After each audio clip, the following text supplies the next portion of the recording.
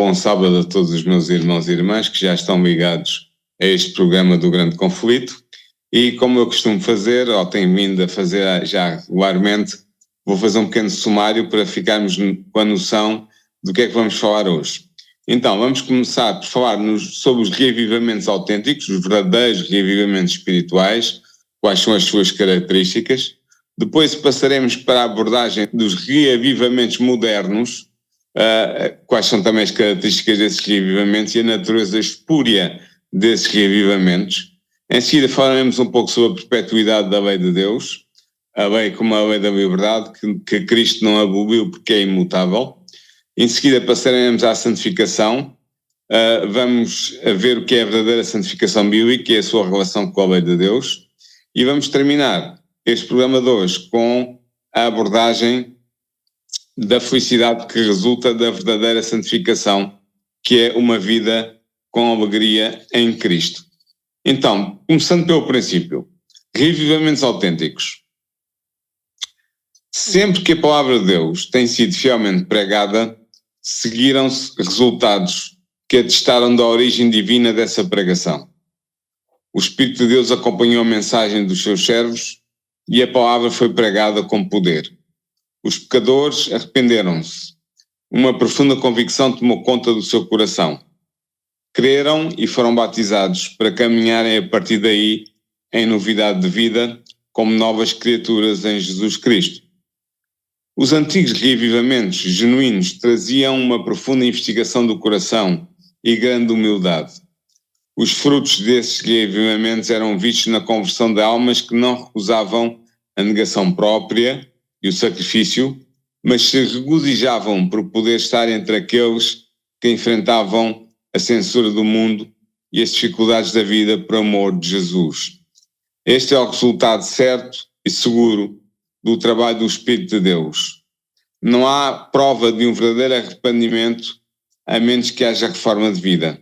E não há prova de um verdadeiro reavivamento a menos que haja reforma de vida. Mas o que dizer então dos reavivamentos modernos? E nós, em pleno século XXI, temos muita noção no mundo religioso ao nosso redor desse tipo de reavivamentos. Muitos reavivamentos dos tempos modernos têm apresentado um contraste marcado com as manifestações de Deus que seguiam antigamente os trabalhos dos servos de Deus. É verdade que é manifestado um grande interesse, que muitos afirmam estar convertidos, e que há um aumento do número de membros das igrejas populares, que são promotoras desses supostos reavivamentos. No entanto, os resultados não mostram existir o aumento da verdadeira vida espiritual. Os reavivamentos populares são frequentemente baseados em apelos à imaginação, na excitação das emoções, na promoção do que é novo e miraculoso. Os que assim se convertem não têm qualquer desejo de escutarem e obedecerem a verdade bíblica. A menos que o serviço religioso tenha algo de sensacional, esses crentes não se sentem atraídos por ele. Onde é que há hoje, entre a maioria das igrejas populares, o espírito de consagração a Deus? A maioria dos convertidos não renunciou ao seu orgulho e ao seu amor pelo mundo. Não estão mais dispostos a negarem-se a si mesmos, a levar a sua cruz e a seguirem Jesus, hoje, do que estavam antes da sua suposta conversão. No entanto, apesar de tudo, há verdadeiros seguidores de Cristo nas igrejas populares, onde estes supostos reavivamentos acontecem. E esses verdadeiros seguidores de Cristo estão dispostos a aceitarem e a viverem as verdades para o nosso tempo, o tempo do fim. Temos vindo a falar de algumas dessas verdades ao longo destes programas. Sabemos que muitos pastores e muitos leigos irão aceitar de boa mente estas grandes verdades, que, segundo a vontade de Deus, devem ser proclamadas para preparar um povo para a segunda vinda de Cristo. O inimigo de Deus deseja impedir que este grande e autêntico reavivamento final seja bem sucedido. Ele procurará criar um reavivamento falso. Ele fará parecer que é derramada sobre os fiéis as maiores bênçãos de Deus. Manifestar-se-á o que parece ser um grande interesse religioso. Multidões pensarão que Deus está a operar maravilhosamente em seu favor. Neste grande falso reavivamento haverá uma excitação emocional, uma mistura de verdadeira com falsa doutrina. Terão lugar os fenómenos carismáticos de falar em línguas, ou supostas línguas, na verdade, para dizermos a verdade sobre esse fenómeno. Os falsos milagres ou os milagres verdadeiros, mas vindos de uma fonte duvidosa. Mas à luz da palavra de Deus, não é difícil de determinar a natureza espúria destes movimentos. Como é que nós podemos saber que estes reavivamentos não são autênticos reavivamentos? Muito facilmente. Sempre que se negligenciou o testemunho da Bíblia, sempre que há um afastamento das verdades que requerem negação própria e renúncia ao mundo, podemos saber que Deus não está envolvido nesse movimento. Pela regra que o próprio Cristo nos deixou, quando ele disse: pelos seus frutos os conhecereis, em Mateus 7, versículo 16, é evidente que estes movimentos de revivamento suposto não são obra do Espírito de Deus. Nestes falsos revivamentos perdeu-se de vista a natureza e a importância da lei de Deus. Uma ideia errada sobre o caráter, a perpetuidade e a obrigação da lei de Deus levou a erros no que toca à verdadeira conversão e santificação, o que resultou numa negação dos padrões de piedade na Igreja. Muitos pastores e teólogos afirmam que Cristo aboliu pela sua morte a lei, pelo que os homens estão livres da sua exigência. Alguns pastores referem-se à santa lei de Deus como sendo um jugo incómodo e, em contraste com a suposta escravidão da lei, eles apresentam a suposta liberdade do Evangelho. Mas esta oposição entre lei e Evangelho é uma pseudo-oposição, uma falsa oposição. Não é uma oposição bíblica. Na verdade, a Bíblia, nós sabemos bem, liga a lei e o Evangelho como duas faces da mesma moeda.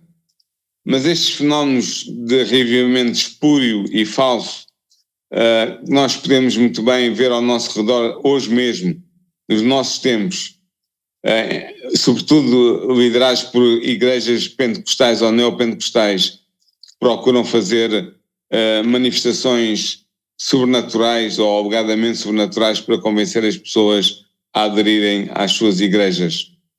Estes falsos reavivamentos são falsos porque eles põem de parte a perpetuidade da lei de Deus.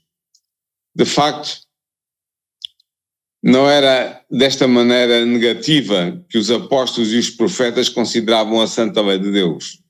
Davi disse no Salmo 119, 45, o seguinte: ele disse: e andarei em liberdade, pois busquei os teus preceitos. E aqui preceitos são sinónimos de mandamentos ou de leis de Deus. Tiago refere-se ao decálogo como a lei real, diz ele, e a perfeita lei da liberdade, também a expressão é dele, em Tiago capítulo 2, versículo 8 e Tiago capítulo 1, versículo 25. João, mais de meio século depois da morte de Cristo, refere-se aos santos dos últimos dias como sendo aqueles, diz ele, que guardam os mandamentos de Deus. Apocalipse 12, 17 e Apocalipse 14, 12 tem esta referência exatamente como eu referi. A afirmação de que Cristo aboliu pela sua morte a lei de Deus não tem qualquer fundamento. Se fosse possível abolir a lei, então Cristo não teria que ter morrido para salvar o homem da penalidade do pecado. Pelo contrário, a morte de Cristo mostra precisamente que a lei é imutável. Foi por isso que foi necessário o seu sacrifício por nós. E Jesus afirmou claramente, quando esteve entre nós nesta terra, que não veio anular a lei. Em Mateus 5, versículos 17 e 18, os famosos versículos de Mateus 5, Jesus diz claramente que não veio abrogar a lei, mas cumprir, dar pleno cumprimento à lei. Como dissemos nos programas anteriores, a lei de Deus é pela sua natureza imutável, pois é a revelação da vontade e do caráter de Deus, o seu autor. O caráter de Deus é caracterizado pela justiça e pela verdade. Por isso o salmista diz: a tua lei é a verdade. E diz também: os teus mandamentos são justiça. Nos Salmos 119, 142 e 119, versículo 172. O apóstolo Paulo declara em Romanos capítulo 7, versículo 12, o seguinte, ele diz: e assim a lei é santa e o mandamento santo, justo e bom. Portanto, fica claríssimo que a lei de Deus, sendo a expressão da mente e da vontade de Deus, deve ser tão eterna como o seu autor. O trabalho de conversão e da santificação autênticas é levar o pecador a se harmonizar, e não a recusar, mas a se harmonizar com os princípios morais da lei de Deus. De facto, o primeiro passo para a reconciliação com Deus é a convicção de estar em pecado. O pecado é a transgressão da lei, diz-nos 1 João capítulo 3, versículo 4. E mais, a Bíblia diz-nos, pela lei vem o conhecimento do pecado, em Romanos 3, versículo 20. De modo a perceber a sua culpa, o pecador deve perceber os requisitos da santa lei de Deus, que estabelece o que é justo e bom. É verdade que a lei revela ao homem o seu pecado, mas não lhe fornece qualquer remédio. Apenas o Evangelho de Cristo pode libertar da condenação do pecado. Mas depois de ser justificado pela fé em Cristo, está o homem livre, por essa razão, para transgredir a lei de Deus? Paulo, em Romanos 3, versículos 31, diz-nos o seguinte. Romanos 3, versículos 31. Ele diz: anulamos, pois, a lei pela fé? De maneira nenhuma. Antes estabelecemos a lei. E diz-nos João, em 1 João 5, 3. Deixa-me encontrar aqui. 1 João 5, 3. Ele diz: porque este é o amor de Deus, que guardemos os seus mandamentos, e os seus mandamentos não são pesados. Portanto, fica também aqui claríssimo como o apóstolo João deixa transparente a necessidade de observarmos com alegria os mandamentos de Deus. No novo nascimento, o coração é colocado em harmonia com Deus e, portanto, com a sua lei. Quando se opera esta mudança no pecador, ele passou da morte para a vida, do pecado para a santidade, e da transgressão e da rebelião para a obediência e para a lealdade a Deus. Então sucede o que o apóstolo Paulo nos diz em Romanos 8,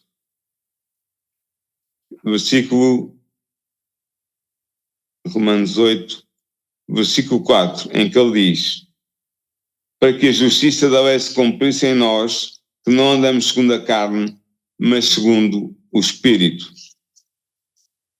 Portanto, o apóstolo aqui é claríssimo. Mas entramos então no tema da santificação e na sua relação com a lei de Deus. As teorias erradas sobre a santificação, que rejeitam a validade da lei divina, têm um lugar proeminente nos movimentos religiosos dos nossos dias. Há um centrar exclusivamente na santificação, o que é uma verdade importante, mas com o esquecimento e o pôr de parte da santificação. Portanto, há um centrar na justificação, mas há um pôr de parte da doutrina importantíssima do Novo Testamento sobre a santificação. Ora, a verdadeira santificação é uma importante doutrina bíblica. Em 1 Tessalonicenses 4,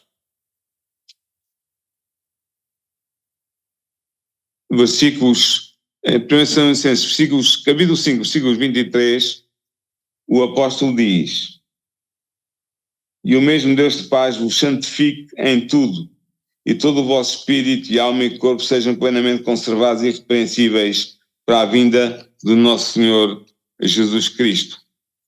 Portanto, a Bíblia ensina claramente o que é a verdadeira santificação e como pode ser alcançada.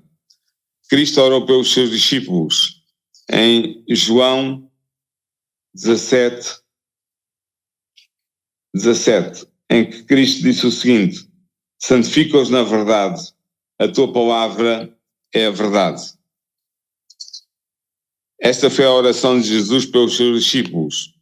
E Paulo ensinou que os crentes devem ser santificados pelo Espírito Santo, em Romanos 15, versículo 16. Ora, qual é a obra do Espírito Santo?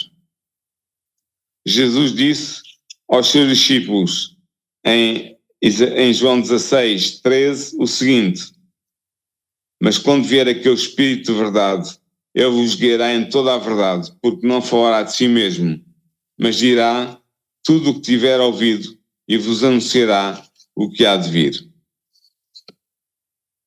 E o salmista diz: a tua lei é a verdade. Em Salmos 119, 142. Dado que a lei de Deus é santa e justa e boa, como diz Paulo, uma expressão da perfeição divina, segue-se que um caráter formado por obediência a essa lei será um caráter santo. Cristo é o exemplo perfeito desse tipo de caráter. Os verdadeiros seguidores de Cristo devem tornar-se semelhantes a Ele, isto é, formar caracteres em harmonia com a lei de Deus. Isto é a verdadeira santificação bíblica. A obra de santificação, isto é, da obediência à lei de Deus, só pode ser realizada pela fé em Cristo e pelo poder do Espírito Santo. A fraqueza humana une-se ao poder divino e a fé exclama, em 1 Coríntios 15, 57, o seguinte: mas graças a Deus que nos dá a vitória por nosso Senhor Jesus Cristo. As Escrituras mostram que a obra de santificação é progressiva. Quando na conversão o pecador encontra a paz de Deus através da expiação de Cristo, a vida cristã apenas começou, está no seu início. Agora ele deve crescer até à medida da estatura de Cristo. Assim, meus irmãos, deixem que eu vos diga que ninguém se engana a si mesmo, pensando que se pode tornar santo enquanto viola voluntariamente um dos requisitos da lei de Deus. Nós vimos no programa anterior sobre o sábado, no 4º mandamento da lei de Deus, como era importante ser obediente também nesse mandamento, para sermos obedientes a toda a lei revelada por Deus no Sinai. O apóstolo João escreveu em 1 João, capítulo 2, versículos 4 e 5, o seguinte: aquele que diz, eu conheço, ele está a falar de Deus, eu conheço e não guarda os seus mandamentos, é mentiroso e nele não está a verdade. Mas qualquer que guarda a sua palavra, o amor de Deus está nele verdadeiramente aperfeiçoado. Nisto conhecemos que estamos nele. Portanto, o apóstolo é bastante claro. Nós que dizemos que amamos a Deus e queremos ser-lhe obedientes, devemos guardar os mandamentos de Deus. Este é o teste da autenticidade da profissão cristã. Não basta professar ser cristão, é necessário sê-lo de facto. E assim, eu termino este programa com uma pequena reflexão sobre a felicidade que resulta da verdadeira santificação, da verdadeira obediência a Deus em todos os seus mandamentos, em todas as suas ordens contidas na Sagrada Escritura, mas nomeadamente e sobretudo no decálogo que reflete o caráter de Deus na sua lei. Então, sobre a felicidade que resulta da verdadeira santificação, o que há a dizer? Embora a vida cristã seja caracterizada pela humildade, não deve ser marcada pela tristeza ou pela autodepreciação. É um privilégio do cristão autêntico viver de tal forma que Deus o aprove e o abençoe. E aqui nós vemos a bênção de Deus em ação. Não é da vontade de Deus que estejamos sob um sentimento de condenação e rodeados de trevas. Pelo contrário, devemos estar livres de condenação e cheios da luz de Cristo. Podemos ir a Jesus e sermos limpos, de modo a estarmos perante a lei de Deus sem remorso e sem vergonha. Por isso, a vida cristã deve ser uma vida de fé, de vitória e de alegria em Deus. Estes são os frutos da verdadeira conversão e da verdadeira santificação. É apenas ao se colocar a lei de Deus na sua posição de vida que pode haver um reavivamento da primitiva fé e santidade entre o povo de Deus. Se nós vivermos esta santificação autêntica, se formos fiéis e leais a Deus, guardando os seus mandamentos, não 9, não 8, mas os 10, e expressando a nossa fé na obediência à sua lei, nós seremos benditos, abençoados por Deus e estaremos a construir um caráter preparado para resistir aos embates do tempo do fim e preparado para nos dar acesso à vida eterna com Cristo. Portanto, não podemos divorciar a santificação da lei de Deus e não podemos divorciar os revivamentos autênticos da santificação. Nós sabemos que a profecia nos diz que no tempo do fim, antes da segunda vinda de Jesus, a Igreja Adventista do Sétimo Dia irá experimentar um grande e poderoso revivamento, o que eu poderia chamar do revivamento final, que prepara os filhos de Deus para atravessarem o tempo de angústia e serem vitoriosos na segunda vinda de Jesus. Portanto, nós sabemos que esse revivamento virá. E o que o programa de hoje quis fazer notar é que Satanás, sabendo disso, tem procurado criar revivamentos espúrios, falsos revivamentos, em igrejas populares que proclamam grandes coisas em nome de Deus, mas não são obedientes aos mandamentos de Deus. E como eu já disse há pouco, isso acontece sobretudo nas igrejas pentecostais e neopentecostais, que fazem alarde de terem um grande nível de espiritualidade graças a um revivamento contínuo causado pelo Espírito de Deus, mas que na verdade os seus estudos mostram que não pode ser originado junto do Espírito de Deus. Por isso eu quis trazer este programa, porque era o conteúdo do capítulo 2 do Grande Conflito, porque ela não há de revela uma grande preocupação, sabendo que os adventistas do sétimo dia têm que estar prontos para o revivamento final e não se deixarem enganar pelos falsos revivamentos que Satanás desencadeia para confundir a mente das pessoas e para fazer parecer que as igrejas que abandonaram a obediência à lei de Deus, para fazer parecer que essas igrejas são fiéis e verdadeiras e recebem a unção do Espírito, quando na verdade não é nada disso. Daí a importância do capítulo 2. Não é um capítulo muito doutrinário, é verdade, mas é um capítulo que nos sublinha a necessidade de procedermos à santificação própria para estarmos preparados para o grande revivamento que Deus vai trazer à sua Igreja Adventista do sétimo dia, antes da segunda vinda de Jesus.